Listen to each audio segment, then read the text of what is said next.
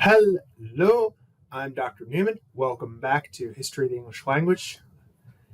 We're going to talk about the distant past today, and we're going to talk about reconstructing vanished languages. Here, this will be the first part of the video, and we'll talk about the origins of human language, theories people have about the language groupings of the distant past, and how languages spread originally. We're going to talk about the origins of writing a little bit. Here on this slide, you can see what's called the Tocharian script, which was a very, very old script that it took us a very long time to figure out what it means. And there's one language in the Tocharian script that we still have no idea what it means. It's never been deciphered, which is kind of fun. Unfinished, unsolved mysteries. And we're going to maybe talk in this video, if not in this one, the next one, about William Jones, a British colonial administrator in the 18th century, who saw similarities between Sanskrit and Greek and Latin, and theorized the existence of the Indo-European language family. All right, so let's get on. All right, when we're talking about linguistic history before written records, what do we do to even talk about that? Well, one thing we can deal with is archaeological evidence. We can see where people were, how they were living, and that can provide some evidence of what language they were using, if they have what words survive from a specific language group that talks about particular crops that they were eating or animals that they were domesticating, whether they were using wheels and carts or not, that sort of thing. And that can help us reconstruct ancient languages by maybe connecting one group of languages and the words that it uses with the evidence left behind by an archaeological site. Genetic findings also provide us with a little bit of data. Perhaps using genetic evidence is not, shows like CSI and forensic shows make us think that genetics and genetic data is far more of an exact open and shut kind of thing than it actually is. Using genetic data often involves interpretation. And so that 23andMe test that your aunt got that told her that you were descended from the Vikings of the Jutland region of Denmark, that conclusion is based on interpretation. That's based on a bunch of data, and some of it is dodgier than others because these companies have an interest in selling you a romantic backstory. I'm sorry to tell you. The other thing that we're going to talk about today, and this will be in the next video, not in this one, is the techniques of linguistic reconstruction. Although we will just start on that when we get to William Jones, who, at least in the English-speaking world, is the kind of founder of historical linguistics as a discipline. Let's move on. Let's move on to the distant past and talk about what we know about the origins of language, which is not a lot. We do know that anatomically modern humans, there's a record of them from about 150,000 years before the present. And anatomically modern here means that the record suggests that the shape of the skull and the neck means that the larynx had moved in such a way that allows us to shape sound with our mouth and with those vibrating flaps of tissue in our throat called the larynx that allows us to change the pitch of our voice and the quality of our voice and so on. When you get laryngitis, this is really gross. Just hit like the L button to fast forward 20 seconds.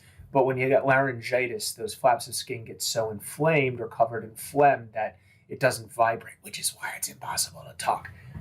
Oh, can you hear me? Here's speaking of hearing things. Here's my microphone. Hopefully you heard all that before. Right. So we've been using language for a while. We seem to have evolved to be able to use our voices to communicate with each other in very varied ways. And evidence suggests that this had already happened long before human beings started migrating out of Africa around 80,000 years ago or so, in several waves. There was a first group of Homo sapiens that came out of Africa, and then other groups did, and then other groups did. And so what languages were they speaking? Where did they spread? There are some people who see connections, who've tried to find connections between the Austronesian languages of, Indonesia and maybe even potentially Aboriginal languages in Australia, Japanese or North American languages, and trying to see broad connections between those and correlate those with the genetic data of where people migrated when. And on these bases, some people have advocated the existence of linguistic superfamilies that posit broad groupings of languages as having similar descent, including that Eurasiatic, and that includes, I think, the Finno-Ugaric and Indo-European and various other languages, Afro-Asiatic, which includes the Amharic and Coptic, as well as Swahili, the language Swahili belongs to, as well as Semitic languages, Amerindian languages. There's a theory that all of the North American languages, which are super diverse, all belong to a common ancestor. These groupings are somewhat controversial. The evidence against them is that there's no reason that genetic and linguistic similarity need to go together. If everybody in Portugal suddenly stops speaking Portuguese and starts speaking Russian for some reason, like imagine a world in which Russia invades Portugal and everybody's cool with that because it's Portugal. And then, future scholars are looking at the genetic material and the genetic evidence and the corpses in the ground or whatever, and you don't know that they're speaking a different language and their genetic traits. I really recommend looking at the article from 1966, The Impact of the Concept of Culture on the Concept of Man, by Clifford Geertz, who talks about really thinks very carefully and in a sophisticated way about the connection between biological evolution and inheritance and cultural evolution and inheritance in human beings, and how they can this could be a whole other video, so go read that. Also, here's the bigger issue for our purposes here in terms of trying to go back beyond in Proto-Indo-European. What is the great ancestor that goes back before our ancestor? Is that at a certain point going back, over time, words change, and the pronunciations of words change, and they change and change and change and keep changing. And at a certain point, the resemblances between words are accidental. If we go back far enough, then there are probably going to be some words that are related to each other, given that we all have a common human ancestry out of Africa. But past 6,000 to 8,000 years, the words have changed so much that any resemblances are accidental and are statistically as likely to be accidental as they are to be based on common inheritance, which means that we don't really have evidence of relation, because evidence of relation, the way as we'll learn soon, the way we relate different languages to each other and figure out how they're related and what common ancestors they have, is to look at resemblances between those languages. At a certain point, we go back, there's too much static just from the change that has happened over time, too much noise for us to hear a signal that's meaningful. Finally, just to conclude this discussion of linguistic superfamilies and the language before Proto-Indo-European, the languages that can be reconstructed with certainty emerged much more recently within the last 6,000 years. These include Indo-European, Semitic. We'll talk about Indo-European. Semitic includes Arabic, Akkadian, which is spoken by the ancient Assyrians, Aramaic, Hebrew, and so on and so forth. Dravidian, which most famously includes the Tamil language. Dravidian includes a number of languages spoken in southern India. The Na-Dene language family, which includes Apache and Navajo. Sino-Tibetan, which is has the most numerous number of speakers because it includes both Cantonese and Mandarin Chinese. And there are many other language families. There's a lot of other language families. There are many language families just in Africa alone, for example. The most widely spoken one there might be Bantu. I'm not sure. There's also the Xhosa language, which I don't do that click right, but that It's there's a theory that clicking sound that you find in the Xhosa language of South Africa and other languages down there, that's a very old language, and it might be very close to the language than other languages are. I don't know if that's true. When we get into the distant past, people are making a lot of stuff up and just coming up with theories. We really start to get some hard evidence about language relations and descent when we get into written evidence. Using written evidence from a long time ago requires understanding the writing of a long time ago, whether it be the Chinese. Now, the Chinese, maybe people have more of a leg up than others because the Chinese have had a continuous culture for like 6,000 years. Go China. And then in India, in the Indus Valley, in Egypt, in Mesopotamia, all within 500 years, we get the emergence of writing, which suggests maybe there was some interchange, and maybe there was, if the Indians weren't or the Egyptians weren't borrowing the idea from the Indians, that there was at least some trade networks or travel where they said, hey, you can make marks on a wall or a scrap of leather or a palm leaf that will preserve the things that we say. That seems like a cool idea. There's never been a culture that has encountered the idea of writing and said, nah, that's not for us. Pretty much every culture that encounters writing adopts it because it's very useful.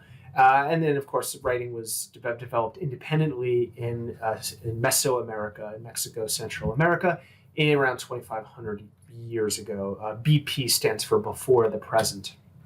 There are three types of writing systems, roughly speaking, and it's kind of a continuum, actually. It's not like a toggle switch. It's more of a slider. The oldest writing systems are logographic, and this is where a word is expressed in one syllable. It's like, oh, I want to like write down the word for turtle. I'm going to draw a little picture of the turtle.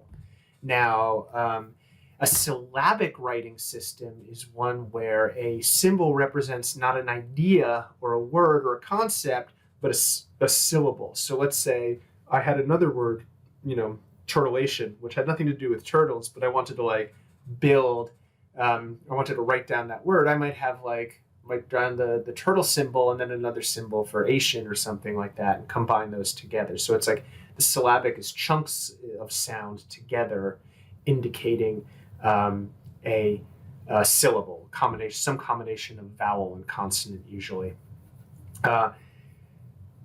Hieroglyphics the Egyptian hieroglyphics turned into a syllabary pretty early on. The Chinese writing system is not exclusively logographic. It has strong elements. The modern Chinese is in a lot of ways, it's a hybrid between logographic and a syllabary. New words are coined based on parts of a character called radicals, which are attached to syllable values. And then there's the phonetic alphabet, or the phonetic or the alphabetic writing system. Alphabetic is more accurate because, honestly, a syllabic writing system is also phonetic because it's recording sounds, not ideas. The alphabetic writing system is one in which there is a different letter for each, or a different symbol for each sound. The first alphabet that we know of that works this way is the Demotic alphabet. In Egypt, there was the inscriptional, sacred, kind of formal writing system of hieroglyphics, but the kind of everyday record-keeping language turned pretty early on into what's called the Demotic script, which grew out of the syllabary of hieroglyphics, but developed more and more. And it's believed that writing system is the one that inspired the ancient Phoenician writing system, which turned into the Hebrew, Arabic, Greek, and through Greek, Latin alphabets. So very influential. Originally did not have vowels. No vowels, just consonants. No, sorry. Yeah, just consonants, no vowels. And how does that work? Well, if you take a piece of writing and you take all the vowels out, you'll find that you'll be able to piece it together pretty well if you know the language. The Greeks, I'm told, added vowels. This is a big contribution of the Greek alphabet to writing systems. Okay, I think that's enough for this one video. We'll move on to talk about the discovery of Indo-European next time, and the development of the comparative method and how the relationships between different Indo-European languages were determined. See you then. Thank you.